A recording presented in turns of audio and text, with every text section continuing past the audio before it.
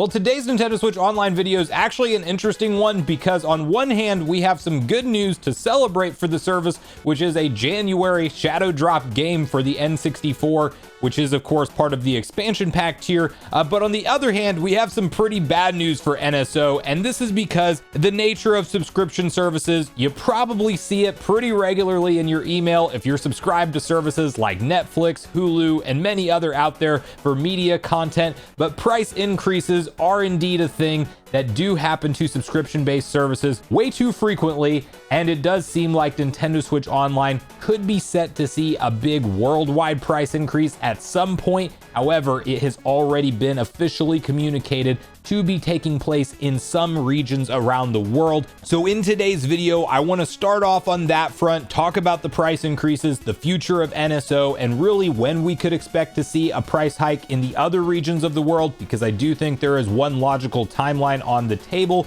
Then part two, we are going to check out this brand new piece of software that was just loaded up into Nintendo Switch Online Plus expansion pack for N64 and check it out together. So we'll get on the same page with all of this info. Before we do, make sure you like, subscribe, and turn on your bell notification to join Sunbro Nation if you're new here. And with that, we'll hop right over to an article outlining the price hike situation. Okay, so right over on GamerAnt, you can see Nintendo Switch Online is getting more expensive in some regions. Nintendo Switch Online is reportedly becoming more expensive in Latin America, where geographically limited, the price hike itself is understood to be significant, with exact increases varying across Nintendo Switch Online membership tiers. Nintendo's subscription service will celebrate its 7th year anniversary in September 2025. Since 2018, its release, Nintendo Switch Online has been priced at approximately $20 per year, depending on the exact region. A more expensive tier of the service called NSO Plus Expansion Pack was launched in October 2021, priced in the ballpark of $50 per year. Although Nintendo has raised NSO prices over the years, such adjustments were infrequent and never global. For example, as of early 2025, US consumers can still purchase either membership tier at its original price. Now they go on to basically talk about essentially up to 25% of a price increase, and that is on the family tier, but you can see kind of all of the different prices here with the respective currencies and things of where this is changing. But if you just do the percentage and the math of what it was and what it's going to, the base tier NSO subscription is up 20%. The NSO family pack on the base tier is up 25%. Then you have the expansion pack tier up 14% on the individual membership and up 11% on the family pack membership. So does this mean that immediately all these price increases are going to hit all around the world? No, not necessarily. And my personal speculation on when we might see some kind of price increase similar to this over in the US and really the rest of the world, probably happening all around the same time. You probably know where I'm headed with this. It's going to probably happen right around the Nintendo Switch 2 launch, because I do think Nintendo's going to overhaul this service in some way, shape, or form. Hopefully add in a lot of those core level features that fans have come to expect in the modern day, like on-system voice chat and messaging, and they may lock that behind the base tier plan. It is rumored to be, due to data mining, what the C button is actually going to be for on the upcoming Nintendo Switch 2 console, and that would be your way of opening up some kind of hub menu to get you to be able to connect and talk to friends and be in a party, and even it's rumored that you can share your gameplay like with screen mirroring and stuff like that, similar to that of what's possible on a PS5.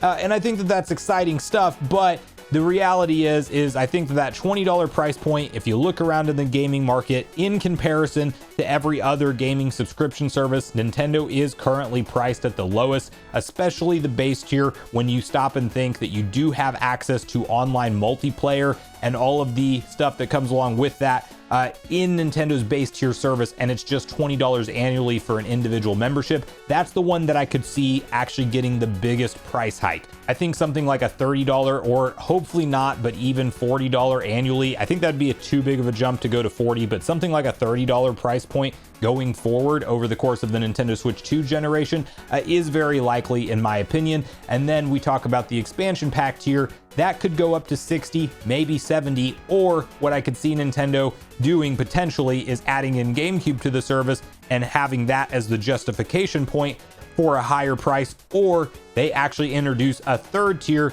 keep that expansion pack price somewhere in the middle, and the third tier becomes like an $80 annual price, but you also get access to GameCube and stuff like that. even if there was a price increase on the expansion pack tier, I would hope that we don't go past 70 annually, and that would include GameCube and any other consoles they're going to add in, and just keep it as part of the expansion pack tier. But again, we'll have to wait and see. They might come out with something like a Dolphin tier, or make, you know, a new type of tier that has a different code name that just kind of references the past. You know, I could see GameCube being kind of the big price driver in Nintendo's eyes because of the price of all of those games used, and the fan love around the GameCube generation, and being able to play them portably on the go and with online play and other enhancements. So NSO is far from being, you know, the best deal out there in subscriptions, but it's also not a bad one in my opinion when we get frequent enough updates. And that's what we need to talk about now at this point, because fortunately Ridge Racer has been added into the service, and while there's still a lot I want to see added into NSO over the course of time, I think all things considered, you know, when you talk about N64 specifically, it's been lackluster lately, but the update cadence as a whole has been pretty aggressive towards the end of 2024, and now getting back into starting it up again in 2025. But you can see this tweet, which reads, Ridge Racer, race up to 4 players and experience fast-paced arcade action in Ridge Racer 64, available now for Nintendo Switch Online Plus expansion pack members. And with that, we'll continue the conversation of what to expect from the expansion pack going forward, the price increases, and really Nintendo Switch 2 and NSO as a whole, as we are checking out some Ridge Racer gameplay. So always nice to see an N64 game, but I can't continue to stop asking the question, where in the world is Donkey Kong 64 and or Diddy Kong Racing? Now, don't get me wrong, Ridge Racer, big one, fan favorite. I didn't own it growing up, so not a ton of nostalgia for it and anything. I know I've played it over the course of time. We will just hop into quick play while we're kind of going to go through this and talk through the NSO stuff from here. But obviously, big win to always see. I think there's a way, yeah, there is, to switch it. I definitely prefer, you have multiple camera angles here. I definitely prefer seeing your car, and I actually like the most zoomed out personally. But I know there's going to be some love and nostalgia for Ridge Racer, but you know, for me personally, racing games are fun to hop back into, but you really had to have some level of nostalgia for them to truly enjoy them, in my opinion.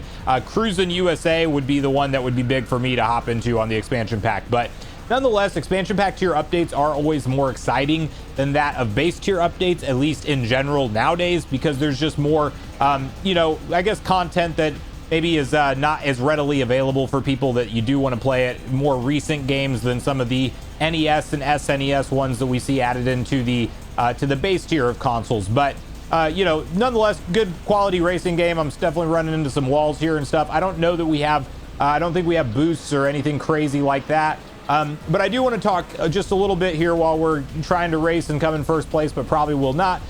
Really about NSO, and you know, we talked about the price increase possibility in the first half of the video, but what does it look like from here? Because you know, we're gonna go into a whole new console generation. You can argue Nintendo's done a pretty good job in 2024 and now early 2025 with supporting this console with updates and things, but I don't think that they can just stay on the exact same update path and do a price increase and throw the service on the new console and expect to have the same level of support and people transferring their memberships over or signing up for the first time like they no doubt want you to for the new console.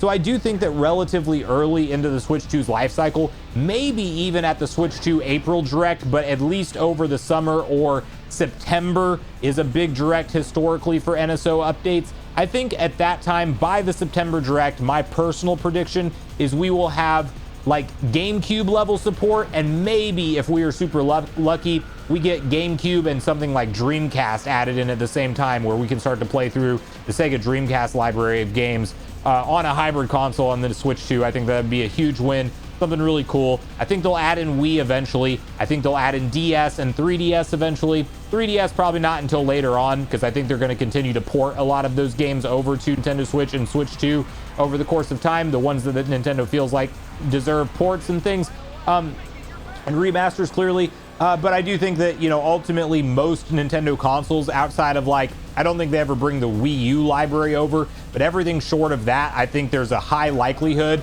that we will indeed see those consoles all brought over as part of the service. And then you have to ask the question, where does Nintendo go from there? And, you know, eventually they might start doing the PlayStation and or Xbox thing. Well, not really Xbox, because Game Pass is a whole different beast. But if you look at a subscription service like PlayStation Network or PlayStation Plus rather, you know, you have multiple different tiers, and with those tiers, you can either get access to like some more retro games, or a lot of the tiers just include third-party games that Sony writes a check for to have included as part of the service. And you can really do some crazy drifts if you time it right. That's actually kind of fun.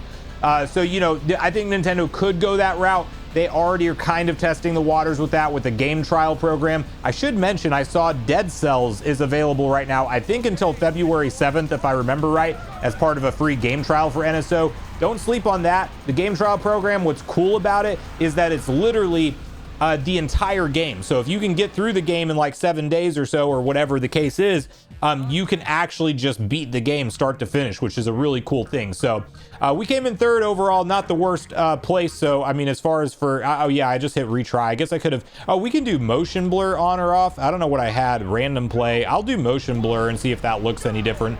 But yeah, don't sleep on, definitely don't sleep on Dead Cells. Like, pick that up as part of the free trial right now. But I do think Nintendo could go in the route of maybe evolving that free trial program into something where it's just included a new game. Maybe there are some of their older, you know, Switch 1 games, probably not first party published, maybe select first party published games, but they just throw them in as part of the subscription service.